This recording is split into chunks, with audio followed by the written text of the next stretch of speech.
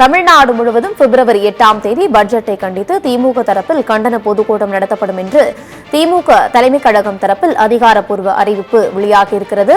பிப்ரவரி 8ஆம் தேதி மாலை தமிழ்நாடு முழுவதும் அனைத்து கழக மாவட்டங்களின் சார்பில் கண்டன பொதுக்கூட்டம் நடத்தப்படும் என்று தெரிவிக்கப்பட்டிருந்தது.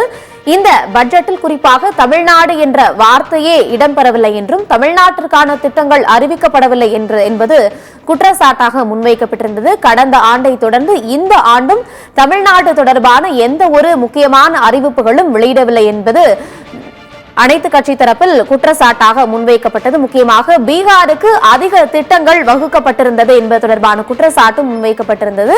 இந்த பட்ஜெட்டில் தமிழ்நாடு முற்றிலுமாக புறக்கணிக்கப்பட்டதற்கு தமிழ்நாட்டில் இருக்கக்கூடிய அனைத்து கட்சிகளும் தங்களுடைய கண்டனங்களையும் எதிர்ப்புகளையும் தெரிவித்திருக்கக்கூடிய இந்த சூழலில் மத்திய பட்ஜெட்டில் ஓரமிஞ்சனையான நிதி பகிர்வு, தமிழ்நாட்டின் முக்கிய திட்டங்கள் புறக்கணிக்கப்பட்டதற்கு எதிர்ப்பு தெரிவிக்கும் வகையில் பிப்ரவரி 8ஆம் தேதி மாலை தமிழ்நாடு முழுவதும் அனைத்து கழக மாவட்டங்களின் சார்பில் கண்டன பொதுக்கூட்டம் நடத்தப்படும் என்று திமுக தலைமை கழகம் தரப்பில் தற்போது அதிகாரப்பூர்வ அறிவிப்பு வெளியாகியிருக்கிறது. மத்திய பட்ஜெட்டில்